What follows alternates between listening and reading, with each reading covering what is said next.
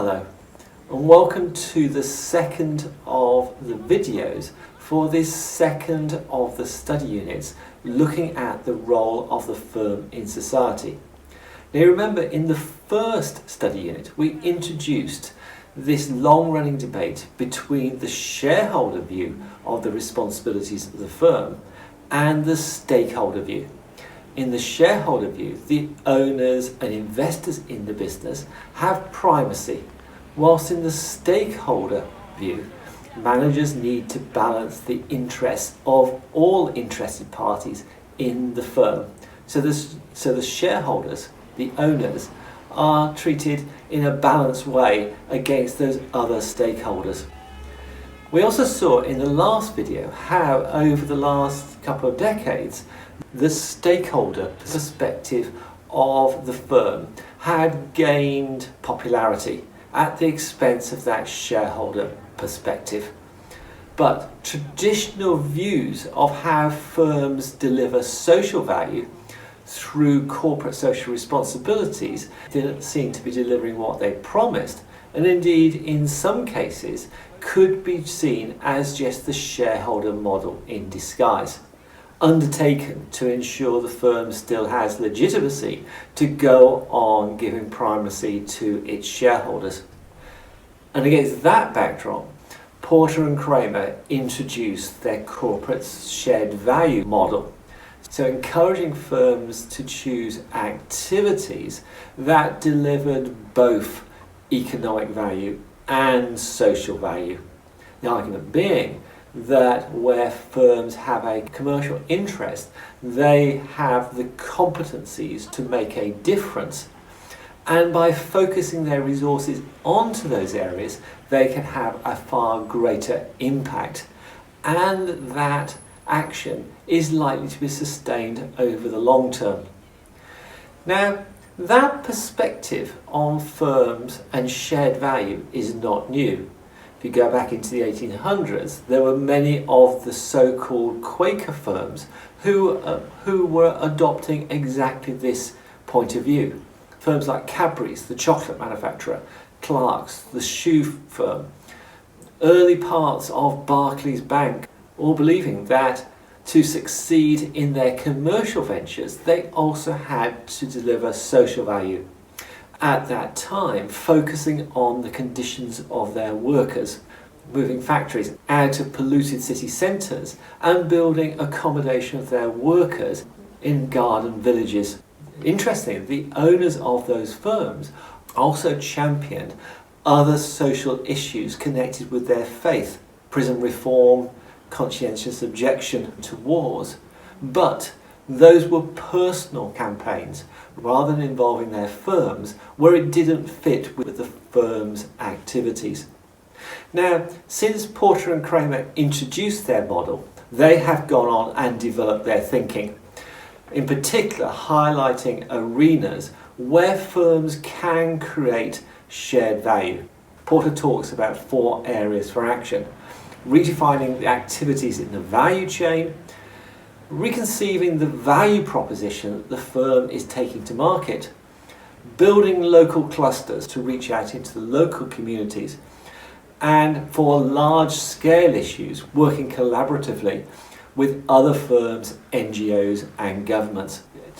And in this, Porter sees huge potential to deal with many of the major issues we as a society and global community face.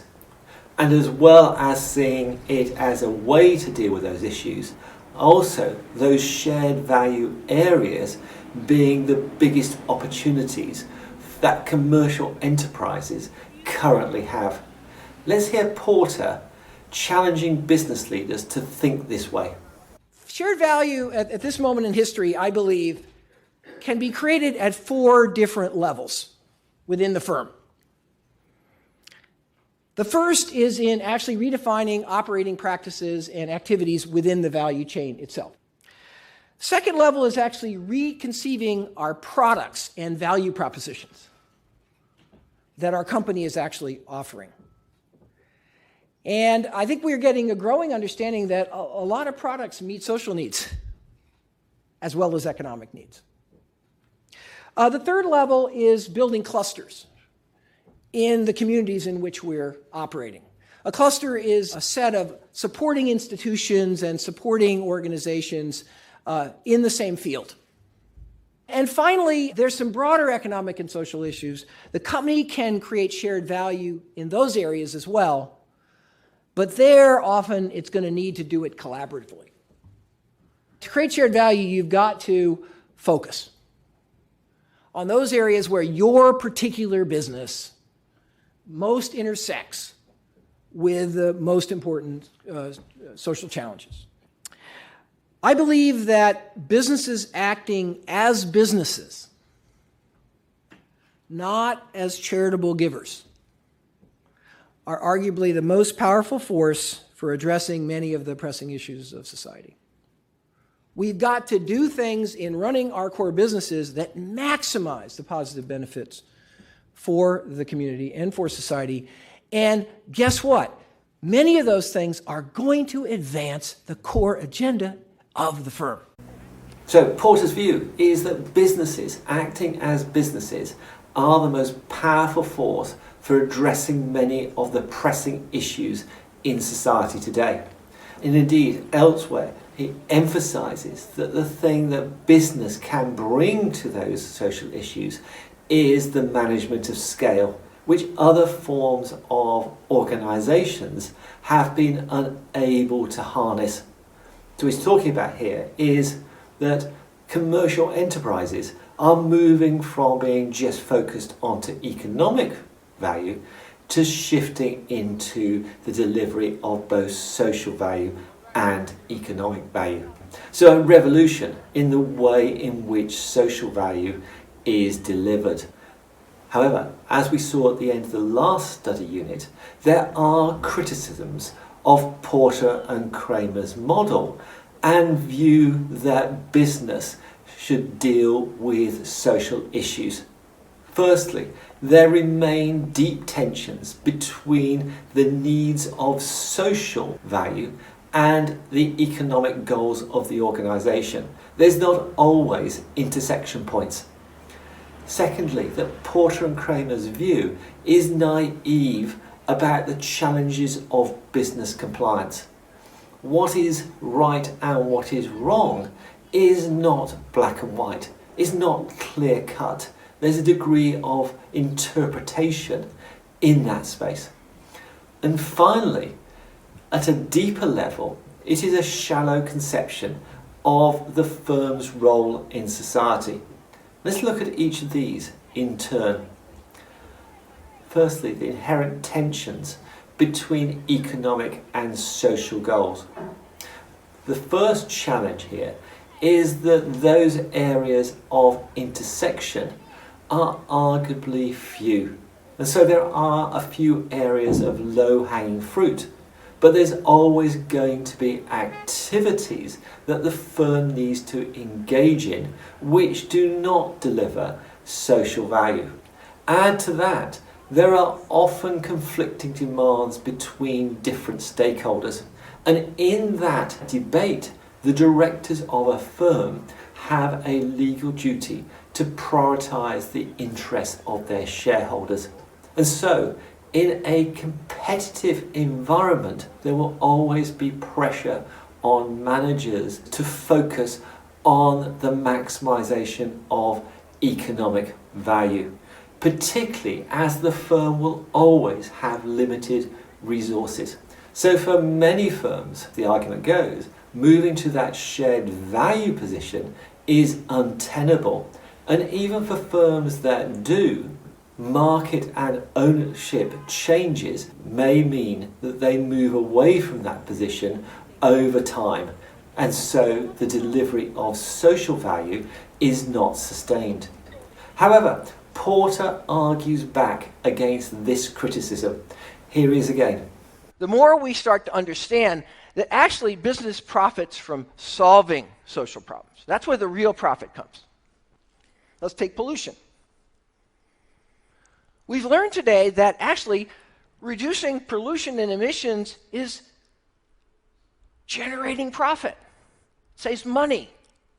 makes the business more productive and efficient. It doesn't waste resources. Having a safer working environment and avoiding accidents, it makes the business more profitable because it's a sign of good processes. Accidents are expensive and costly.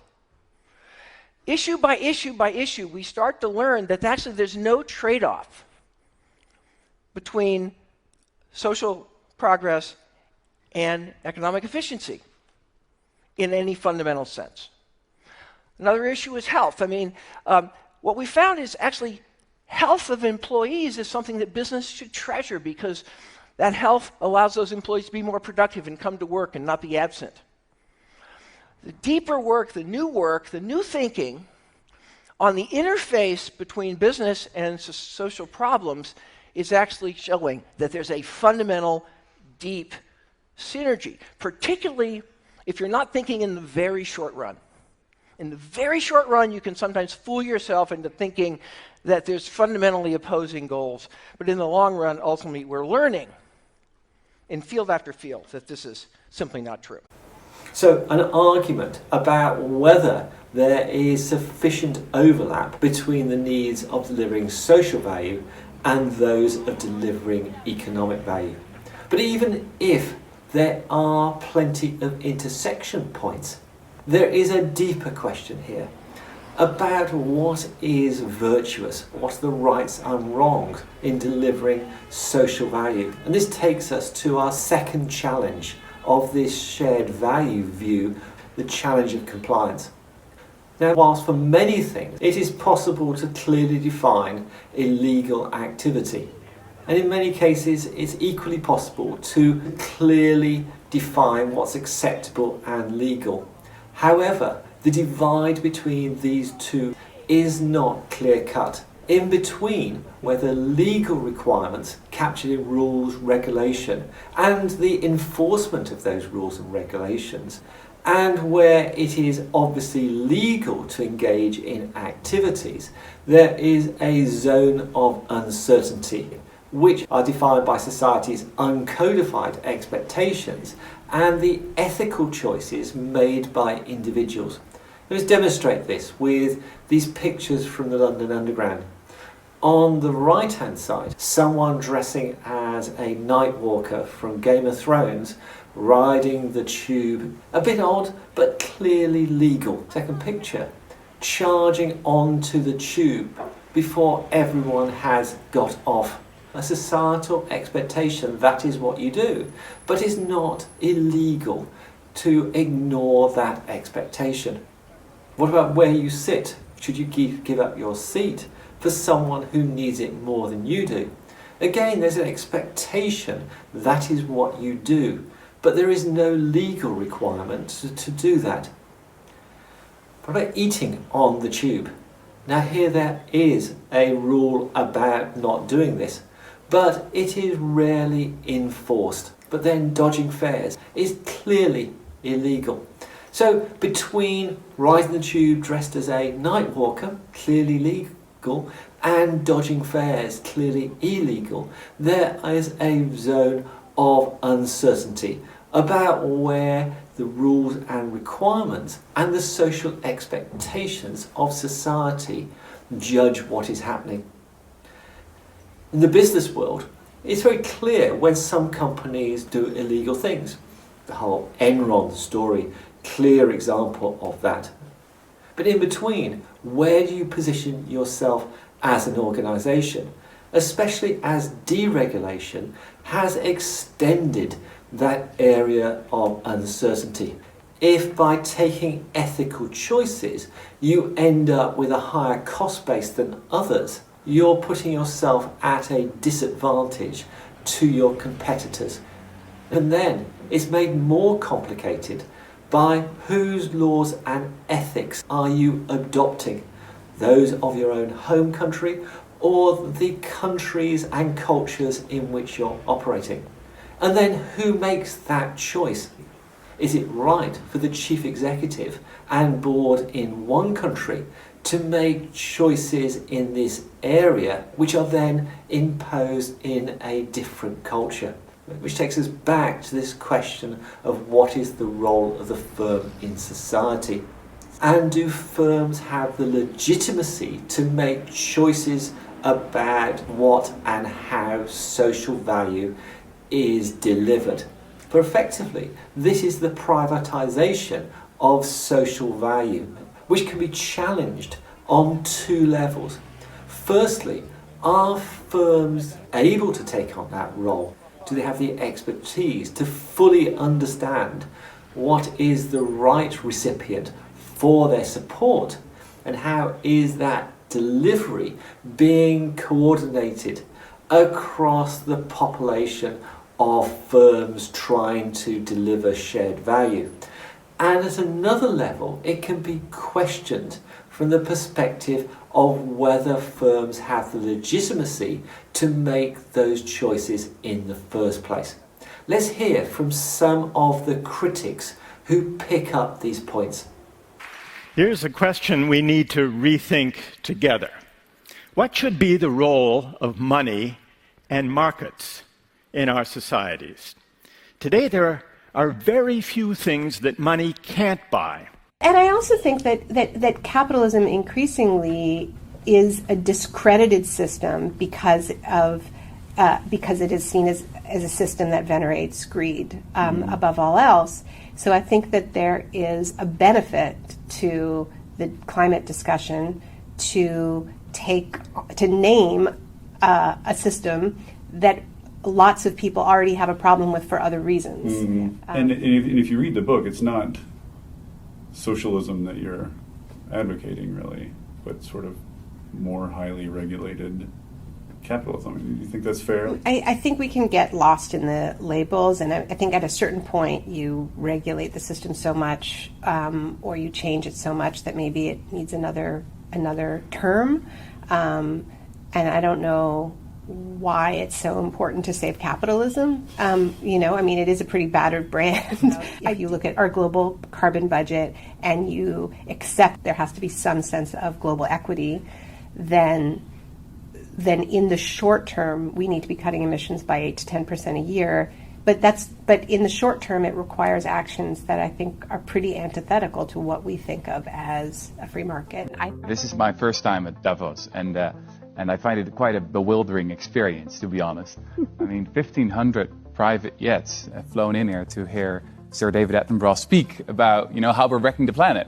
And I hear people talk in the language of participation and justice and equality and transparency. But then, almost no one raises the real issue of tax avoidance, right? And of the rich just not paying their fair share. It feels like I'm at a firefighters conference and no one's allowed to speak about water, right? The answer is very simple. Just stop talking about philanthropy and start talking about taxes. Taxes.